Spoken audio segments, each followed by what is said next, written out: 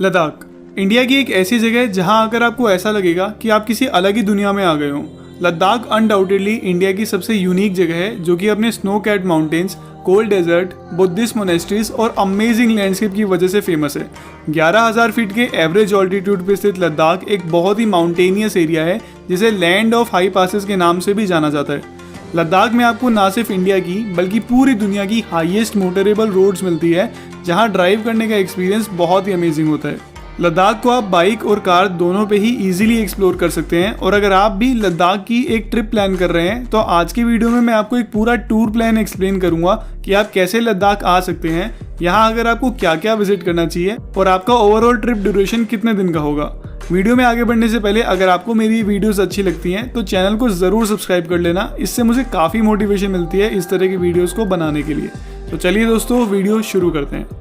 लद्दाख की trip plan करने से पहले आपको लद्दाख के बारे में कुछ इंपॉर्टेंट बातें जानना बहुत ज़रूरी है। अब क्योंकि लद्दाख बहुत हाई ऑल्टीट्यूड पे लोकेटेड है, यहाँ पे ऑक्सीजन की थोड़ी कमी रहती है जिसकी वजह से आपको यहाँ अक्यूट माउंटेन सिकनेस होने का थोड़ा रिस्क रहता है।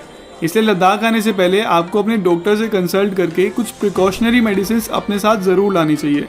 लद्दाख में विंटर्स के टाइम पे बहुत ज़्यादा हैवी स्नोफॉल होती है, इसलिए यहाँ विजिट करने का बेस्ट टाइम मई से अक्टूबर तक का ही होता है। हालांकि इस टाइम पे भी लद्दाख का टेम्परेचर काफ़ी कम रहता है और कुछ जगह पे तो मई जून के टाइम पे भी ये टेम्परेचर 0 डिग्री से नीचे चला जाता है। इसलिए लद्दाख आने से पहले आप अपने प्रॉपर विंटर क्लोथ्स लेकर ही यहाँ आएँ।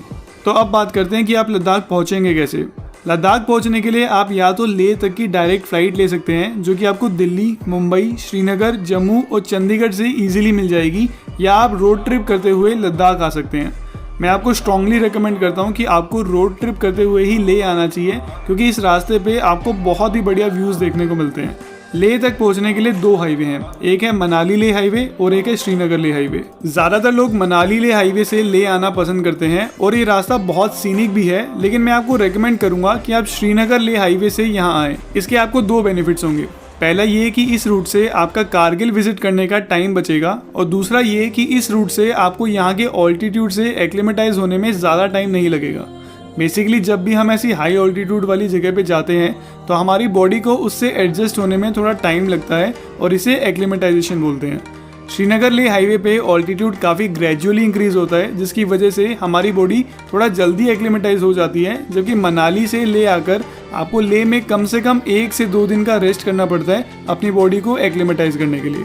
हालांकि लद्दाख गवर्नमेंट ने अब एक नई गाइडलाइन निकाली है जिसके अकॉर्डिंग आपको लद्दाख विजिट करने के लिए लेह में 2 दिन का कंपलसरी रेस्ट करना होगा ताकि आपकी बॉडी लद्दाख के लिए अच्छे से एक्लिमेटाइज हो जाए। अगर हम बात करें एक आइडियल आइटिनरी की तो आपकी जर्नी स्टार्ट होगी श्रीनगर से और डे 1 पे आपको श्रीनगर से कारगिल पहुंचना होगा। श्रीनगर से कारगिल 210 किलोमीटर लंबा डिस्टेंस है जिसको कवर करने में आपको 7 से 8 घंटे लगेंगे। इस जर्नी में आपको यहाँ की ग्रीनरी और टॉल माउंटेन्स के बहुत ही बढ़िया व्यूज़ देखने को मिलेंगे और इस रूट पे आप सोनमर्ग और द्रास वैली से भी होते हुए गुजरेंगे। कारगिल पहुँच गए आपको यहाँ की सबसे main tourist attraction Kargil war memorial में ज़रूर विजिट करना चाहिए। कारगिल वॉर मेमोरियल 1999 में हुई इंडिया पाकिस्तान वॉर में शहीद हुए सोल्जर्स को डेडिकेटेड है। इस वॉर मेमोरियल में आपको कारगिल वॉर से रिलेटेड काफ़ी इंपॉर्टेंट नॉलेज मिलती है और यहाँ आकर आप वॉर में शहीद हुए इंडियन सोल्जर्स को श्रद्धांजलि भी दे सकते हैं। रात के स्टे के लिए आप कारगिल के किसी होटल में चेक इन कर सकते हैं। डे 2 पे आप सुबह कारगिल से लेह के लिए निकलेंगे जो कि 210 किलोमीटर लंबी जर्नी है। कारगिल से लेह तक की जर्नी काफ़ी स्पेशल है क्योंकि इस रूट पे एक्चुअल लद्दाख वाला लैंडस्केप स्टार्ट हो जाता है जिसके व्यूज़ देखते ही बनते हैं।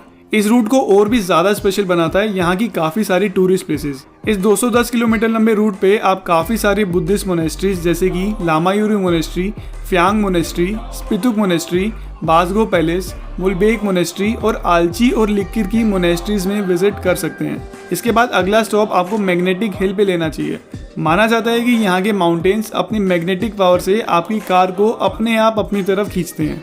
इसके बाद आप नीमू विलेज के पास इंदस और जांस्कार रिवर के मीटिंग पॉइंट पे भी कुछ देर रुक सकते हैं और फाइनली 9 से 10 घंटे की ये जर्नी कंप्लीट करके आप शाम तक लेह पहुँच सकते हैं।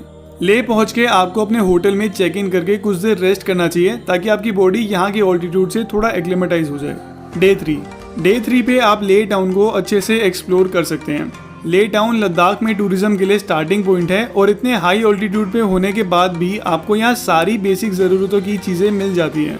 ले आकर आपको यहाँ की सबसे आइकॉनिक मॉन्यूमेंट शांति स्तूपा में ज़रूर विजिट करना चाहिए, जो कि एक वाइट कलर का बहुत ही सुंदर डोम स्ट्रक्चर है, जिसे 1991 में जापानीज बुद्धिस्ट मोंक ग्योम्यो नामाकुरा ने बनवाया था। शांति स्तूपा एक काफ़ी इंपॉर्टेंट बुद्धिस्ट साइट है, जहाँ से आपको बैकग्राउंड के माउंटेन्स और ले टाउन का बहुत ही बढ़िया व्यू देखने को मिलता है।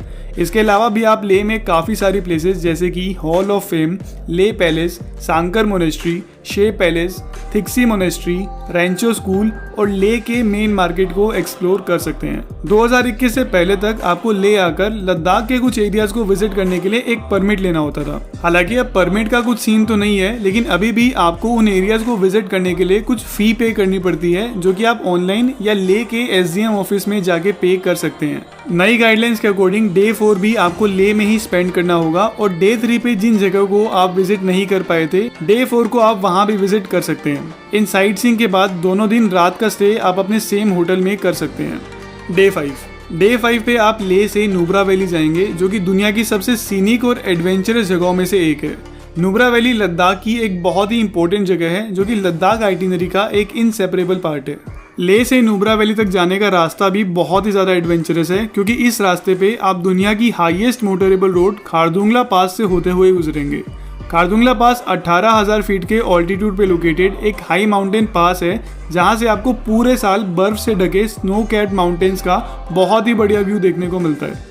हालांकि अब लद्दाख में ही एक उमलिंगला पास भी बन चुका है, जो कि खारदुंगला पास से भी ज़्यादा की ऑल्टीट्यूड पे है, लेकिन वो पास मोस्टली सिर्फ आर्मी वालों के लिए ही खुला रहता है। इसलिए सिविलियंस के लिए आज भी खारदुंगला पास ही दुनिया की हाईएस्ट मोटरेबल पास है।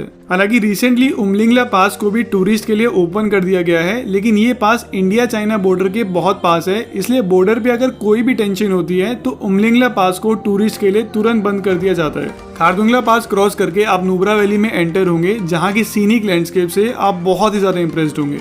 नुब्रा वैली आकर आपको सबसे पहले यहाँ की दिस्किट मोनेस्ट्री में विजिट करना चाहिए, जो कि नुब्रा वैली की ओल्डेस्ट बुद्धिस्ट मोनेस्ट्री है। इस मोनेस्ट्री के पास एक बहुत ही बड़ा बुद्धा स्टैचू भी है, जो कि यहाँ की मेन हाईलाइट है। दिस्किट के बाद आप नुब्रा वैली की दूसरी सबसे फेमस लोकेशन हंडर में विजिट कर सकते हैं। हंडर एक ऐसी यूनिक जगह है जहां आपको स्नो कैट माउंटेन्स और रेतीले डेजर्ट एक ही जगह पे देखने को मिलते हैं, और इन कोल्ड डेजर्ट में आप यहाँ के डबल हम कैमल पे कैमल सफारी भी ले सकते हैं। रात का स्टे आप दिस्किट या हंडर के किसी होटल में कर सकते हैं। डे 6 पे आप नुब्रा वैली की बाकी अट्रैक्शंस पे विजिट कर सकते हैं। सबसे पहले आप यहाँ की सैम स्टैंडिंग मोनेस्ट्री में विजिट कर सकते हैं, जो कि सुमुर विलेज में लोकेटेड नुब्रा वैली की सबसे मेन मोनेस्ट्री है।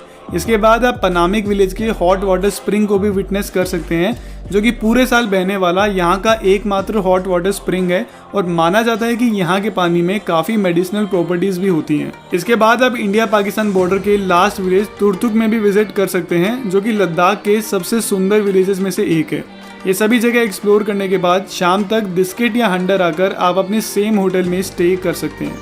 डे 7 पे आप नुब्रा वैली से पेंगोंग लेक के लिए निकलेंगे। नुब्रा वैली से पेंगोंग लेक जाने के लिए आपको शोक रूट लेना होगा, और इस पूरी जर्नी को कंप्लीट करने में आपको 5 से 6 घंटे लगेंगे, जहां आपको पूरे रास्ते बहुत ही अच्छे व्यूज देखने को मिलेंगे। पेंगोंग लेक लद्दाख की सबसे मेन हाईलाइट है, और ये लेक अपने डीप ब्लू वाटर्स और बैकग्राउंड के कॉन्ट्रास्टी माउंटेन्स की वजह से एकदम हेवनली फील देता है। पेंगोंग लेक 14,000 फीट के ऑल्टीट्यूड पे स्थित दुनिया का सबसे ऊंचा सॉल्ट वाटर लेक है, जिसे अपनी नेचुरल ब्यूटी की वजह से दुनिया के सबसे सुंदर लेक्स में भी गिना जाता है। हालांकि पेंगोंग लेक में आपको कभी भी स्विमिंग ट्राई नहीं करनी चाहिए, क्योंकि यहाँ का पानी इतना ठंडा होता है कि आपको यहाँ सीरियस हेल्थ प्रॉब्लम्स भी हो सकती है। पेंगोंग लेक में कुछ टाइम स्पेंड करने के बाद आप स्पांगमिक के किसी होटल में नाइट स्टे कर सकते हैं। डे 8 पे आप सुबह पेंगोंग लेक पे कुछ टाइम स्पेंड करके हानले के लिए निकलेंगे। हानले लद्दाख के लीस्ट एक्सप्लोर्ड एरियाज में से एक है, और ज़्यादातर लोग जो लद्दाख की ट्रिप पे आते हैं वो हानले को अपनी ट्रिप में इंक्लूड करना भूल जाते हैं, लेकिन मैं आपको रेकमेंड करूंगा कि आप अपनी ट्रिप में एक दिन और ऐड करके हानले विजिट करने भी ज़रूर जाएं। हानले आकर आप यहाँ की सबसे फेमस हानले मोनेस्ट्री में विजिट कर सकते हैं, जो कि तिब्बतन बुद्धिस्ट के रेड हेड सेक्शन को बिलोंग करती है। इसके बाद आपको हानले की इंडियन एस्ट्रोनॉमिकल ऑब्जर्वेटरी में भी जरूर विजिट करना चाहिए, जो कि 14,000 फीट के ऑल्टीट्यूड पे स्थित दुनिया की हाईएस्ट ऑब्जर्वेटरीज में से एक है। इस ऑब्जर्वेटरी को Indian institute of astrophysics operate करता है, और यहाँ के पावरफुल टेलीस्कोप की मदद से आप लद्दाख के क्लियर स्काईज में स्टार गेजिंग भी कर सकते हैं।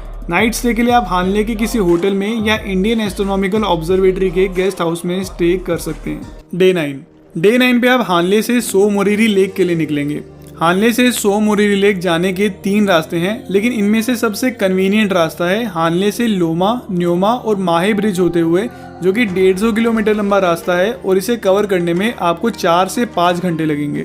सो मोरिरी लेक पेंगोंग लेक की तरह एक बहुत ही सुंदर ब्लू वाटर लेक है, लेकिन ये लेक पेंगोंग लेक जितना फेमस नहीं है, इसलिए आपको यहाँ ज़्यादा क्राउड देखने को नहीं मिलेगा। सो मोरिरी लेक इंडिया का हाईएस्ट ऑल्टीट्यूड लेक है, जो पूरी तरह से इंडियन टेरिटरी में लोकेटेड है। सो मोरिरी लेक की नेचुरल ब्यूटी को कुछ देर विटनेस करने के बाद आप लेक के लिए निकल सकते हैं, जो कि यहाँ से 220 किलोमीटर दूर है और इस डिस्टेंस को कवर करने में आपको 6 से 7 घंटे लगेंगे। ले पहुँच के आप यहाँ किसी होटल में स्टे कर सकते हैं। डे 10 आपकी लद्दाख आइटिनरी का लास्ट डे होगा और इस दिन आप ले से मनाली के लिए निकलेंगे। मनाली के लिए निकलने से पहले आप ले के लोकल मार्केट में कुछ देर विजिट करके यहाँ से कुछ सोवेनियर शॉपिंग भी कर सकते हैं। लद्दाख से वापस आते टाइम आपको मनाली वाला रूट इसलिए लेना चाहिए ताकि आपका श्रीनगर ले मनाली वाला पूरा सर्किट कंप्लीट हो सके। ले से मनाली 430 किलोमीटर लंबी जर्नी है, जिसे एक दिन में कवर करना थोड़ा मुश्किल है। तो डे 10 पे आप ले से सरचू तक की जर्नी कर सकते हैं, जो कि 250 किलोमीटर लंबी जर्नी है और इसे कवर करने में आपको 7 से 8 घंटे लगेंगे। सरचू में आपको होटल्स, गेस्ट हाउस और टेंट्स मिल जाएंगे, जहां आप नाइट स्टे कर सकते हैं। डे 11 नाइट स्टे सरचू में करने के बाद आप सरचू से मनाली के लिए निकल सकते हैं, जो कि 180 किलोमीटर लंबी जर्नी है, जिसे कवर करने में आपको 7 से 8 घंटे लगेंगे। सरचू से मनाली एंटर होने के आपके पास 2 ऑप्शंस होंगे, या तो आप रोहतांग पास से एंटर हो सकते हैं या अटल टनल से। अटल टनल एक छोटा और काफी स्मूथ रास्ता है, जबकि रोहतांग पास से आने के लिए आपको काफी टाइम लगेगा और यहाँ की रोड कंडीशंस भी उतनी अच्छी नहीं है। हालांकि रोहतांग पास वाले रास्ते से आपको जो व्यूज देखने को मिलते हैं, उसके लिए लंबा रास्ता लेना भी वर्थ इट होगा। ले से मनाली वाला हाईवे पूरे इंडिया के सबसे सीनिक और एडवेंचरस रास्तों में से एक है और इस पूरे रास्ते में आपको 5 हाई माउंटेन पासेस जैसे कि तांगलांगला पास, लाचुंगला पास, नाकीला पास, बारालाचला पास और रोहतांग पास देखने को मिलते हैं और इन सभी पासेस की सीनिक ब्यूटी को आप अपनी लाइफ में कभी नहीं भूलने वाले। डे 11 पे मनाली पहुंच के आप अगले दिन अपने होम टाउन के लिए निकल सकते हैं और कुछ इस तरह आप अपनी लेह लद्दाख की जर्नी को प्लान कर सकते हैं। इस पूरी आइटिनरी को फॉलो करने से पहले आपको इस ट्रिप के बारे में कुछ बातें याद रखनी होगी। ले के हाई ऑल्टीट्यूड से एडजस्ट होने में हमारी बॉडी को थोड़ा टाइम लगता है, इसलिए अगर आपको ज़्यादा कंफर्टेबल नहीं लग रहा है तो आपको ले में ही 1 से 2 दिन और रेस्ट करना चाहिए, क्योंकि अगर आगे चल के आपको अक्यूट माउंटेन सिकनेस होती है तो यहाँ काफ़ी दूर तक आपको हॉस्पिटल्स भी नहीं मिलेंगे और अक्यूट माउंटेन सिकनेस बहुत ज़्यादा डेंजरस हो सकती है, इसलिए इसे बिल्कुल भी इग्नोर ना करें। लद्दाख विजिट करने के लिए यहाँ के टैक्सी यूनियन के रूल्स भी काफ़ी स्ट्रिक्ट हैं और आप यहाँ किसी दूसरे स्टेट की रेंटेड कैब या टैक्सी से विजिट नहीं कर सकते। और अगर आप अपने पर्सनल व्हीकल से यहाँ विजिट करने आते हैं तो उस व्हीकल के पेपर्स या तो आपके खुद के या आपके ब्लड रिलेटिव्स के नाम पे होने चाहिए, अदरवाइज आपको लद्दाख विजिट करने की परमिशन नहीं मिलेगी। हालांकि दूसरे स्टेट की रेंटेड कैब से आप लेह तक आ सकते हैं, लेकिन लद्दाख की बाकी जगहों को विजिट नहीं कर सकते। उसके लिए आपको लद्दाख या जम्मू कश्मीर की लोकल टैक्सी ही हायर करनी होगी, जो कि आपको लेह टैक्सी स्टैंड से मिल जाएगी। अगर आप लद्दाख को बाइक से एक्सप्लोर करना चाहते हैं तो बाइक भी आपको लेह से रेंट पे मिल जाएगी। और फाइनली लद्दाख के जितने भी हाई माउंटेन पास हैं वहाँ ऑक्सीजन की काफ़ी कमी होती है, इसलिए आपको ऐसे किसी भी पास पे 30 मिनट से ज़्यादा टाइम स्पेंड नहीं करना चाहिए। तो दोस्तों ये थी हमारी एक आइडियल लद्दाख आइटिनरी। अगर इन सब के बाद भी आपको कोई डाउट्स या क्वेरीज हैं तो आप मुझे नीचे कमेंट सेक्शन में या मेरे इंस्टाग्राम अकाउंट पे मुझसे पूछ सकते हैं। अगर आपको ये वीडियो अच्छा लगा तो अपने फ्रेंड्स और फैमिली के साथ वीडियो को शेयर करें, चैनल को सब्सक्राइब करें और लाइक का बटन दबाना ना भूलें। अगले वीडियो में मिलते हैं। Till that time, good bye.